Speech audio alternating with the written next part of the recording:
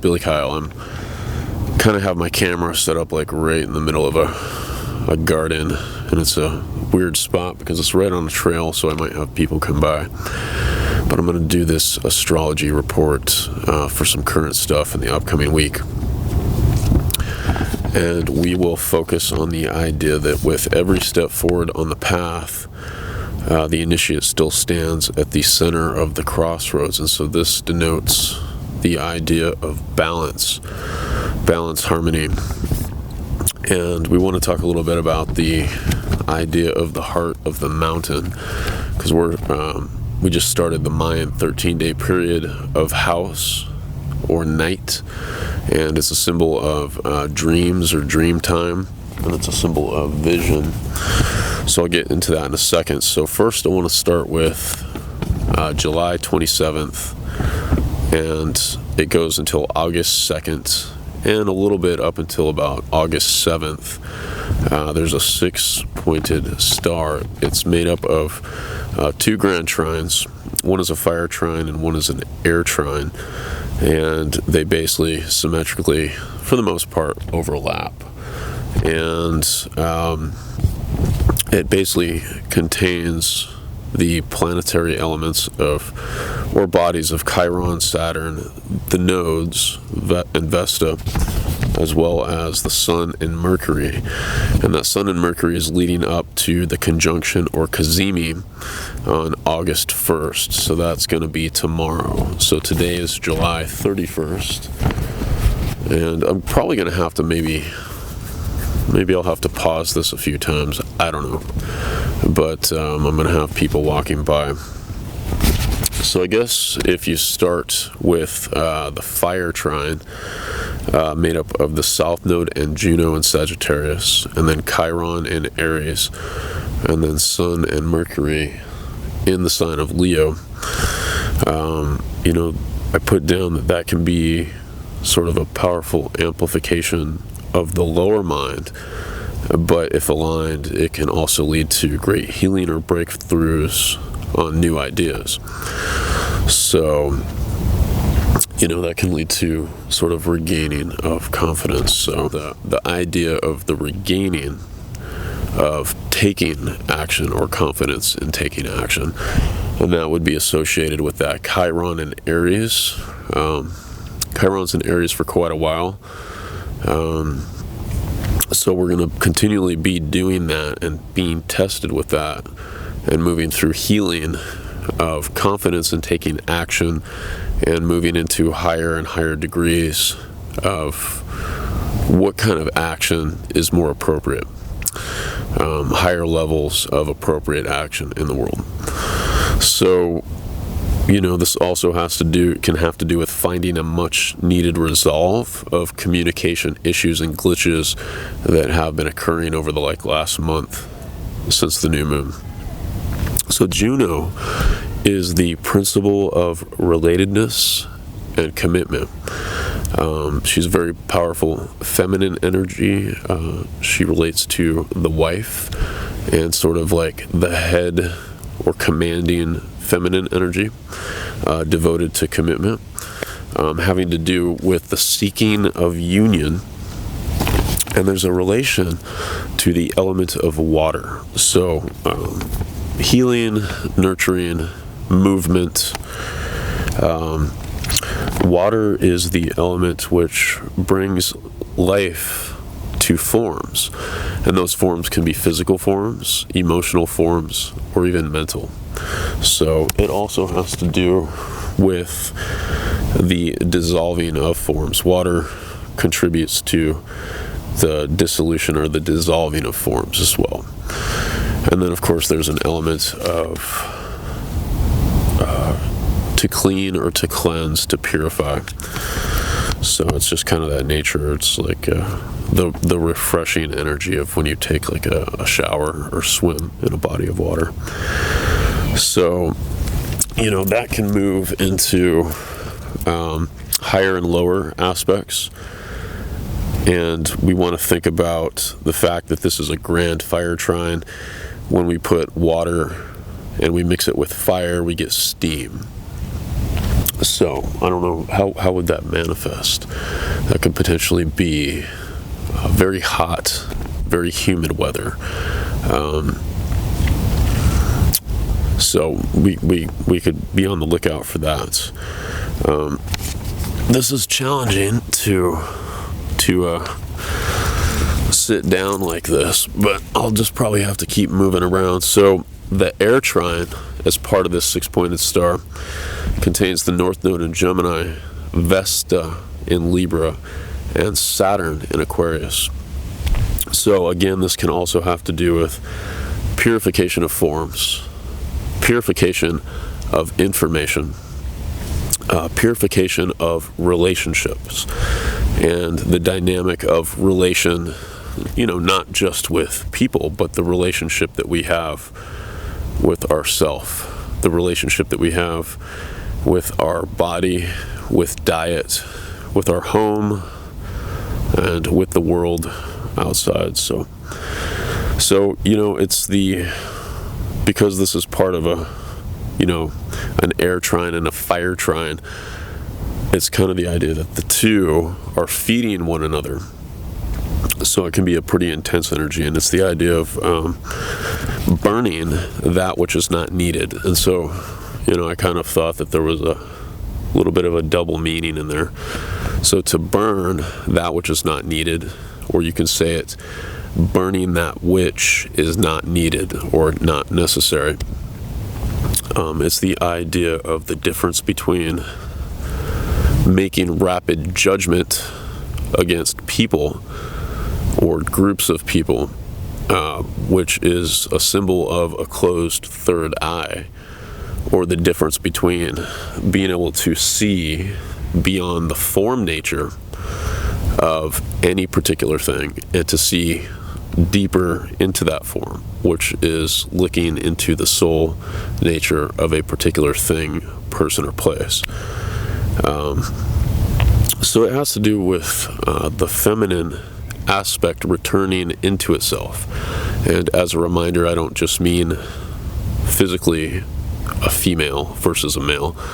It's the idea that everybody has an equal proportion internally of the masculine and the feminine. So it's returning inward into that feminine nature, and then it's kind of the idea that of being tested with new circulation systems, because Saturn in Aquarius is testing new systems of circulation, like how we function as a community, as a full intelligent system, being that Aquarius represents the circulation system, as Leo represents the heart energy, or pumping blood throughout that system. All right, so on the 28th, Jupiter retrograded back into Aquarius, and Jupiter is the esoteric ruler of Aquarius, so it's the symbolizing of expansion. It's the symbolism of love, and the second ray of love and wisdom. So Jupiter moved back into Pisces on May 13th, occurring on the first day of the 13-day period of Snake in the Mayan Tzolk'in system. And it goes back into Aquarius on July 28th, 2021. So that was a few days ago that it retrograded back into Aquarius, where it'll stay for a while. When Jupiter goes back into Pisces on December 21st, 2021, for a note, it'll be during the Mayan 13-day period of death. So that has to do with transformation. And when it goes back into Pisces, Pisces is traditionally ruled by Neptune, but the higher esoteric ruler of Pisces is actually Pluto. So it has a lot to do with death, transformation, power, letting go, dissolution. So, okay, I am back. I got people that go by, so I have to pause it every once in a while. So, we want to talk a little bit about the Saturn-Jupiter conjunction that happened in Aquarius back on December 21st, 2020. And it occurred on the first day of the 13-day period, the Mayan 13-day period of wind.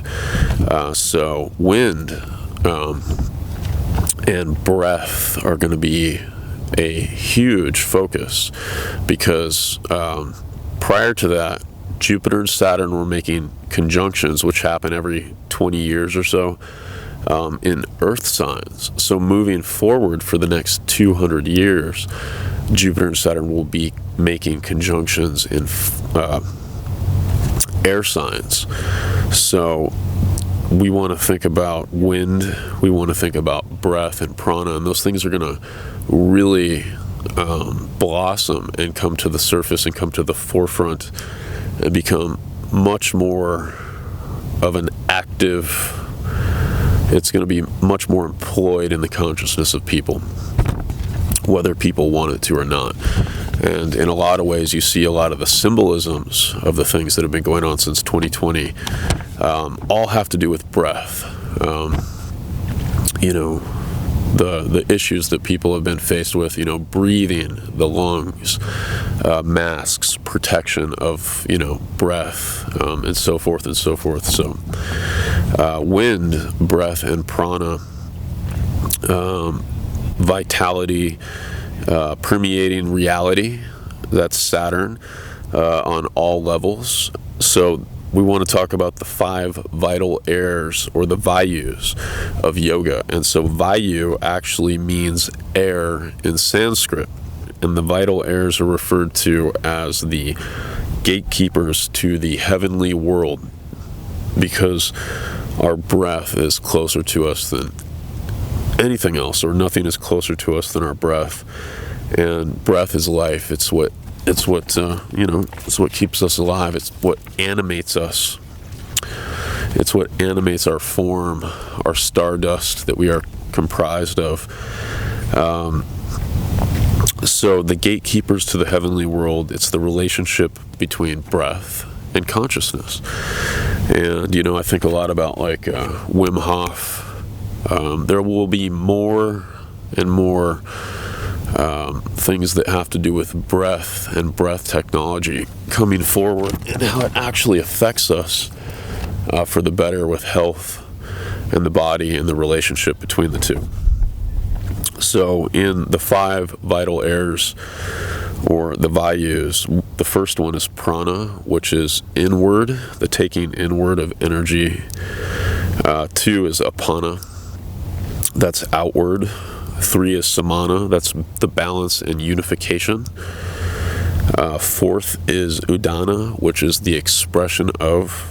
And the 5th is vayana, or viyana, coordinating, connecting, the cohesiveness and integration of that energy. And then we have wind, which represents the divine whirlwind, creating chaos out of order. Order and reason, the logical, rational mind. It's the idea that it outlives its usefulness and purpose, because it's based in division, or separating thinking. It divides, it dissects. And so, it's the idea that the unexpected, the unpredictable change, instability, insecurity, vulnerability, and then the multifaceted, idealistic, I'm moving a little ahead. Wind can also have to do with the multifaceted, idealistic, romantic, fashionable, artistic. Wind is fickle. Wind is nomadic. And wind doesn't necessarily have a loyalty to a particular direction. So a question that can be asked is, what is the vision that you want to bring to life? Or what is the vision that you want to breathe life into? So let's talk a little bit about Jupiter. Jupiter is the principle of nourishment, growth, expansion, accumulation, the preservation and manifestation of the social order. Jupiter is the guru, and it does not actually directly impose or get involved. It's sort of an outside nurturing element. Saturn is the principle of movement and locomotion, The root meaning of locomotion is to move from place to place. And so Jupiter prepares one to be able to take in greater solar vitality. With Jupiter retrograding back into Aquarius, it is going to continue to prepare us in one way or another for taking in greater solar vitality. But it is Saturn that is directly the spiritualizing planet. Saturn is greatly concerned with the evolution of humanity and imparts secret teachings for those who are prepared. The sun, okay, we want to note here really quick, so that the sun, in comparison to Saturn, the sun only brightly shines in all of its regality against the backdrop and contrast of Saturn's darkness. So one is necessary for the other. It's the idea that the sun, or the sun's gold, is precious only in the presence of Saturn's lead. So that's a little contrast, and ideas sort of rooted in alchemy. So Aquarius, having to do with the waves of the water, I kind of can see them as two serpents moving together in unison, and representing the circulatory system, represents the blood or the waters of life. So when we, look at this, Jupiter retrograding back into Aquarius, I think that it continues to put pressure and expansion pertaining to our consciousness, a growing consciousness around the ideas of air and breath, which is very important. So on August 10th, coming to a culmination, is an aspect called Thor's hammer. This could be quite intense when we get to around the 10th or the 11th of August, because that sort of culminates the 13-day period of house, which I'll describe in a second, which will culminate on the days 12 Jaguar and 13 Eagle. Thor's hammer aspect is formed by 3 planets, 2 planets in square to each other, which is ERIS and Aries, and then we have Pluto and Capricorn around the 20th degree, 23, 25 degrees, and they're both making a sesquiquadrate, which is a 135 degree aspect to the 3rd planet, which is Venus in Virgo. So this also involves Gemini, which is Venus is the higher esoteric ruler of Gemini, and Pisces, which Pluto is the higher esoteric ruler of. So Venus in this equation is also square to the nodes, so we're learning Venusian lessons right now, having to do with love, values, harmony, balance. So August 10th and 11th could be somewhat intense in some kind of way. So I'm going to have to do another pause really quick. So see you in a second. All right, hey, what's up? I'm back, and I was at Pittock Mansion, and they closed the gates at like 9 p.m. So I had to kind of like pack up right there and get out of there. I had a lot of people walking by. So I'm just sort of starting this up as the rest of this video, but this is something that I want to put into practice called street astrology. And so this is the first one that I'm doing, and I'll make it part of this video to where I just kind of set up on the street, and if I run into people that want to talk about astrology, that's cool, and we'll do it. So I'm just sort of making this up as I go. I don't really have any plan or agenda other than to set up and finish this report. I do have somebody that stopped by that we might talk to really quick in a second, but first I want to finish this. So we left off with the Mayan 13-day period of house or temple or night, and that began on July 30th, and it goes all the way till August 11th. And so let's take a look at, so the 7th day is the day of water, the 9th day is the day of monkey. So we have the midpoint being 7 has a lot to do with being fluid. being malleable, being able to move, not to get stuck or fixed. The ninth day monkey is sort of signifying playfulness, turning a poison into a medicine. The 11th day reed has to do with power and authority, and the 13th day eagle has to do with transformation. So we want to relate a lot of this to the Sagittarius and Gemini axis. That's the mutable axis of beliefs and information. So Joseph Campbell said that all of the world's religions probably started in caves in Siberia, where the first shamans went and experienced dreams and visions, which became stories that were told and retold again. So that's kind of like the origin of telling stories. It's the origin of dreams, and it's the origin of visions.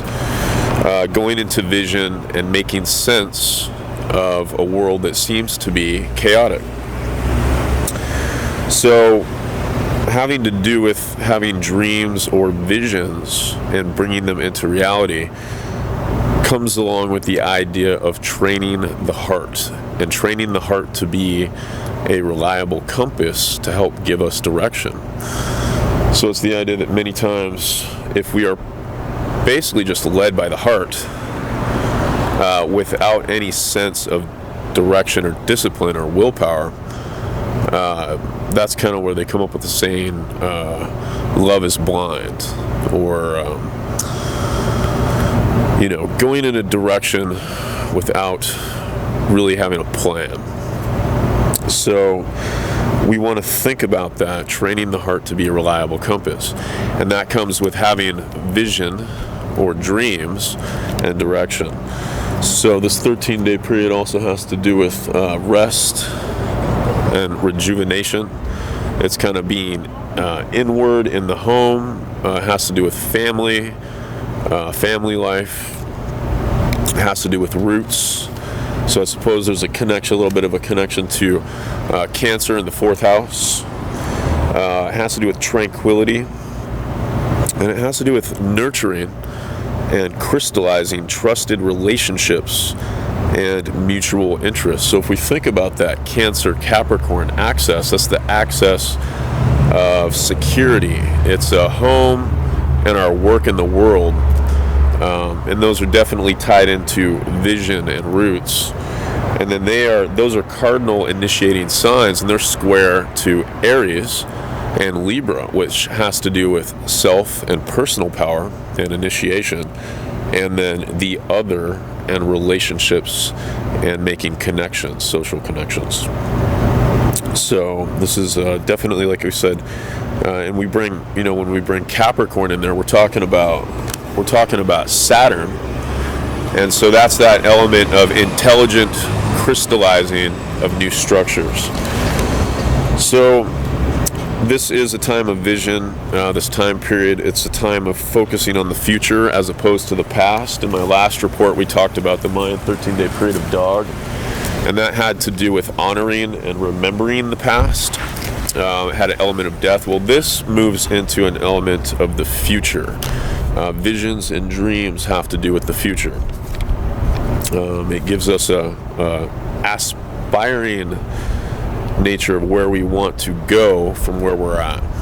And so it's kind of that, question of where are you right now?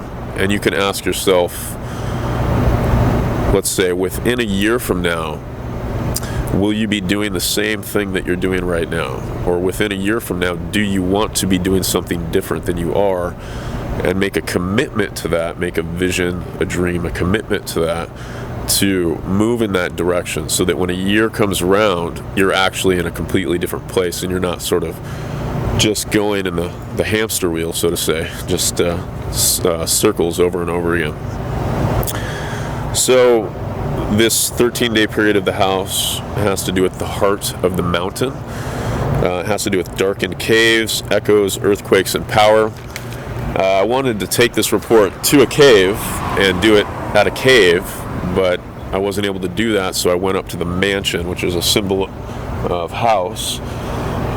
And then, of course, now I'm doing it. I just couldn't resist. I had to finish doing this in the nighttime because it's all about the nighttime. So, this period of time can have to do with the conflict between nature and culture. So, the conflict between nature and culture. The difference between the wild and conditioning. It's the desire to uphold the continuity of customs and beliefs, and the fact that customs and beliefs are periodically shaken up by evolutionary leaps of nature. It's the idea that, in a way, nature is like a temple into which we are born, and culture as the temple into which we move or teleport.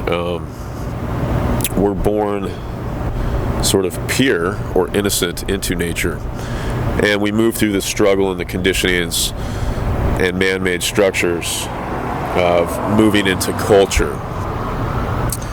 And it's the struggle of deciding which is truly home, one or the other.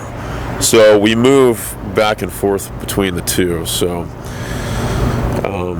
our conditioning in this sense is threatened by the evolutionary leaps in nature. So when nature makes evolutionary leaps, we simply have to adjust to it. Because when we really think about it, referring to the concept of hylozoism, we are simply we're kind of, so to say, cells in the body of a larger, more intelligent entity or creature or person. So in that sense, we're sort of at the whim of what that larger entity does, and that for us is the Mother Earth.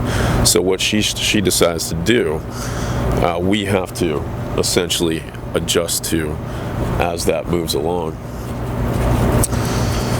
And it's in that sense that the person on the path, or the warrior, has to approach it that with every step forward on the path, the initiate still stands at the center of the crossroads.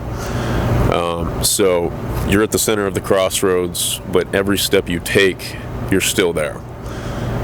So, sometimes we're lured into the deception that we're either taking steps backwards and we're not actually getting anywhere, and that can lead to depression, that can lead to short-sightedness, or we can fall into the illusion that we're actually getting somewhere with our actions when sort of, in many ways, we're not actually really getting anywhere. But it's the challenge of the warrior to actually remain grounded in the center of the crossroads and to attempt that which is impossible, and to do it with as much joy as possible. So the root of culture, we want to talk about culture for a minute. The root of culture is intelligence of the mind. It's the tilling of the land, or the act of preparing the earth for crops.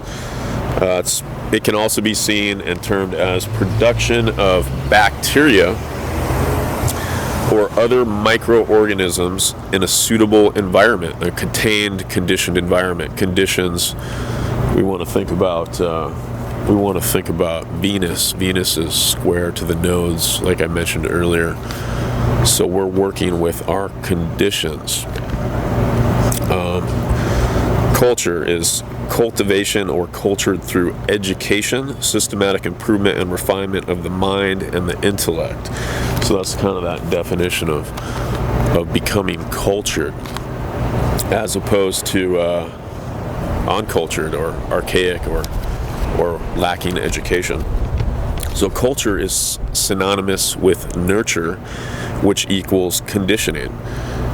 So, you put those together, and it's pretty easy to see that when we're born into life, immediately, we're born out of nature, but from the very start, we're conditioned by our parents, our teachers, anybody that comes around us.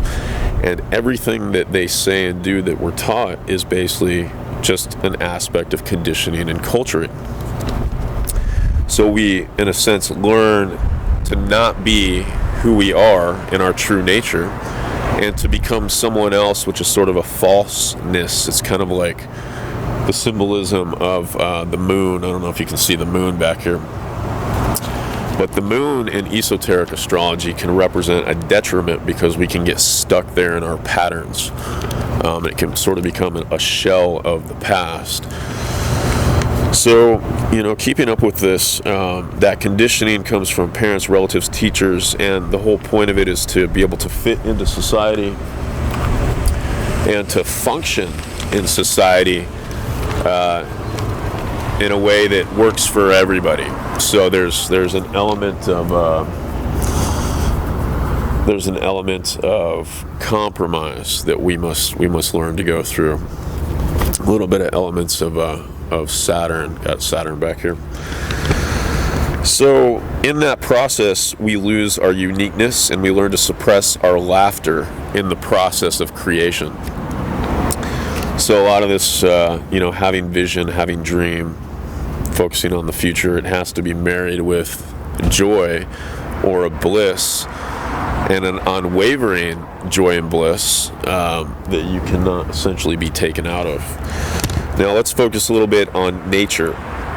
So the root of it. So nature is, while culture is the intelligence of the mind, nature is the intelligence of the body, and it's the aspect or the principle of form. So there's essence, constitution, the universe. Nature essentially equals birth, or to be born into, or bringing something into existence.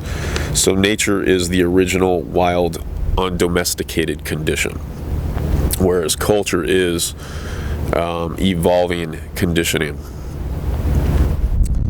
And it also relates to the word genuine, which also in turn relates to the word native or innate, to be inward. So it's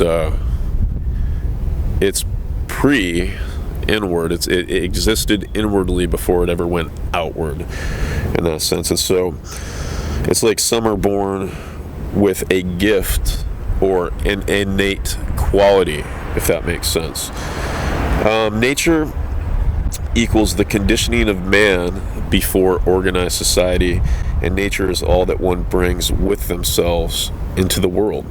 So nurture and culture is every influence from without that affects one after birth. So I think that kind of wraps it up. I don't know where my time is, but I wanted to make sure I got that in there, and that I did the rest of this report at nighttime, and sort of as an initiatory launching of street astrology, which I want to bring into my reports of esoteric astrology and evolutionary astrology. So I guess in a sense I'm practicing the focusing on the future. For you, it's as well a great time to focus on the future and make a decision where you want to be within time, 1 year's time from now, so to say.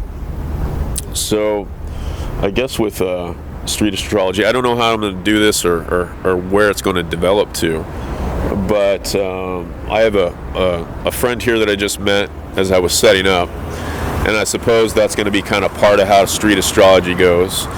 Okay. All right, so what is your name? Malia. Malia. So do you have any interest in astrology, Malia? Kind of a little bit, but I don't understand a lot of it. Okay. I know that astrology is like, there's so much truth to it. And why do you think there's truth to it? Because I've seen it. I've seen evidence of it. Evidence in what way? Astrology. What do you mean? What do you want? Well, let's just start here. Do you know like what any of your astrology is? Like, what's your sun sign? I am a Virgo. You're a Virgo. Yeah. That's cool. Do you know what your moon is? I think it's Mercury. No. Do you know what sign your moon is in? No. Because the moon can't be Mercury. It has to be within another sign. So you don't know that stuff. No, I don't. Do you know anything else about it? Not really, but I'm cool. I just know that I'm a cool person, and I like I'm so into astrology. Yeah, well, you're definitely a cool person. So, well, I guess being that this is sort of, we're making this up as we go, right. But I don't have. I suppose in the future I'll look up people's charts. Right. And we can talk about it. That'd be so cool. Well, I guess we could try it really quick. Okay, so what were you just saying? So you're born on an Indian reservation in Prineville? I'm from an Indian reservation. But my dad is full-blooded Indian. My mom was Irish. And what tribe? Warm Springs, Confederate tribe of Warm Springs, Wasco. Okay, very cool, very cool. So I went ahead and I looked up her chart really quick. She didn't know the exact time she was born. She thinks it's some time close to 8 in the morning, so we just put like 8:15 in the morning just to see what it is. So for starters, it looks like, let's make sure we have a right calculation here. So for starters, yes, your sun is at 6 degrees Virgo. Looks like you are a Libra rising. Okay. Right. So that's where the sun was rising in the east at the time of your birth. All right. Right. And then we have the other key one would be the moon, and your moon is in Scorpio. So Scorpio, I guess we would say the past is the battlefield. Scorpio is where we come into the challenge of looking at the real dark, heavy issues of life. Right. And when we basically got to go through that, you have to just deal with that challenge, right? So you've probably been through some of that stuff, right? Right. Let me tell you something too. Most of my Sorry. Hey, how you doing, buddy? my exes are weird. My exes are all Scorpios. Your exes are all Scorpios, okay? Yes. So I don't know, right off the bat, I just will venture into, so your moon, and especially as you get older in esoteric astrology, is looked at as like a detriment. It's something that you don't necessarily want to continue to hold on to or gravitate towards. Yes. So if you have a lot of exes in the past that are Scorpios, then they probably karmically or had to do with connections you have from the past, but necessarily you don't want to get stuck there. Right. So you've probably got some wisdom going on from going through some challenging times. Right. So that's good. So you can hold on to that, and that's basically what helps you aspire, because the sign that comes right after the Scorpio is the Sagittarius, right? Sagittarius. Yes. So moving from one sign to the next, right? So you go from Scorpio into Sagittarius, and Scorpio represents the battlefield. That's where we have to really tackle, our dark side. That's where we have to tackle the challenging stuff in life. But when we move through that, we eventually come to the point of Sagittarius, which is to aspire. Kind of like we're talking about in this video of night. So it's kind of like the Sagittarian archer, drawing the bow. Right. And then it becomes about aiming that arrow, the arrow of aspiration, in a direction that's worthy for your higher purpose and future, right? Okay. Yeah. So, all right. So we went over that, and then you got you got Jupiter conjunct your ascendant, Jupiter in the 12th house. Actually, looks like you were born with a Mercury retrograde in Virgo as well, right? So, I suppose that could mean that the way that you process and think about stuff mentally may be a little bit sort of slower, not in a negative way, but more in like a reviewing, reflective kind of way. Yeah. But that when you do, it's actually it's a positive thing, because you can actually really think things through so many different ways compared to like people who don't have a Mercury retrograde. So you're able to make decisions that are more informed or deeper. I don't know. That's just something I'm just throwing out there. That sounds right. It sounds like me. That's cool. That's cool. So you have Uranus square the nodes, and I guess they would that it is said that any planet that is square the nodes, and what I'm talking about is the nodes of the moon, is they refer to it as a missed step. Now that may be partially accurate in the sense that they're just saying that you would want to practice doing kind of actually what you're doing right now, because it says you have Uranus, which is surprise, it's revelation, it's, you know, shock, it's sudden and unexpected things. Right. And it's in Leo, which is the sign of the sun, and to shine, to be of light, right? Right. So in a strange way, that's kind of what you're doing right now, because you're placing yourself in the spotlight, so to say. I have your permission to put this on YouTube for the channel? Yes, okay. you do. Sweet. I just want to make sure. I know that there's stuff like that. So you know, practice doing unconventional things, or I don't actually know. I don't want to really give advice. Do give me advice. But practice being your true self, as opposed to holding back because you're self-conscious of what other people are gonna think. Yes. Is that something that you work with? Yeah, in a sense. So not all the time, but in a sense sometimes. Okay. Well, we all do to an extent. Yes. So yeah, that's that Uranus and Leo. So it's good to practice that. I have a lot of Leos in my life. Do you really? Yes. Okay. My dad was a Leo. Well, you got the. Well, yeah. Okay. Was your dad possibly a very? My dad raised us. We didn't have Was he a very unpredictable character? Yes. We didn't have a mother. My dad raised us. Okay, you didn't have a mother. Yeah, we did, but she wasn't there. She was in a mental, she was in. In your chart, you have the moon at 4 degrees Scorpio, and it's conjunct Neptune right at 0 degrees of Scorpio. So I can kind of see a correlation between moon and mother. Mm-hmm. Moon is mother. Conjunct Neptune, which is sort of can be confusing or absence or in some kind of way or direction. So yeah, I can shake my head, but I don't really understand what that really means. Well, these are all like symbols. They're psycho-spiritual archetypes and symbols for how we can abstractly interpret, you know, what we're doing in life. Oh, okay. Right. All right. And how to like create better direction and decision making in Yeah. the future. So okay. So you had a dad that was unpredictable and stuff? Yes. Yeah. Okay. He was very successful. He was a sports writer, or editor, a publisher. Yeah. Yeah, but he was, on the other hand, he was alcoholic. Alcoholic? Yes. Okay.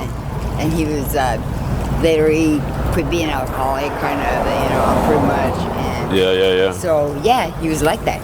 I heard it. Well, this was very Idol. He's your idol? He was my yes, he was my idol. That's beautiful. That's beautiful. He raised us. He was like he is still my idol. Oh, well, that's sweet. Is he still around? No, he passed away. Oh, I'm sorry to hear that. Well, Thank you. yeah, that's good to have that connection beyond. So Yeah. that's really important. He Native American on an Indian reservation. He went out. He married my mom. She was white. He went out and got an education. He came back. He really made something. So, Right. That's great. Yeah. So he was my idol. He was everything to me. That was very cool. So it was kind of different for me. It was like I was raised by my dad. I didn't have a normal mother, father. My dad raised us, so we grew up it was a man's world. Yeah. And I respect that. I do. I respect that so much. I love my dad. I worship the ground he walked. Right. So. I hear that. Well, did you have any other questions? No, but this is just so awesome to be able to talk to somebody about that. Yeah, absolutely. And that's good. That's good. You know, express that when you can. That's healthy. My dad being a Leo. Your dad was a Leo? Yes, he Okay. was definitely a Leo. And Right. Virgo. That's something that's always stuck in my mind. He was Leo, I was a Virgo, blah, blah, blah, you know. Do you want to kind of look at the camera and just say your name and... Malia. My name is Malia. Malia, okay.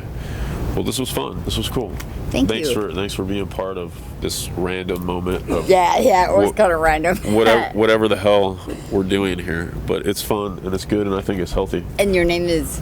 Billy Kyle. Billy Kyle. Do the, yeah. Okay, we're All gonna do right. that. Appreciate you.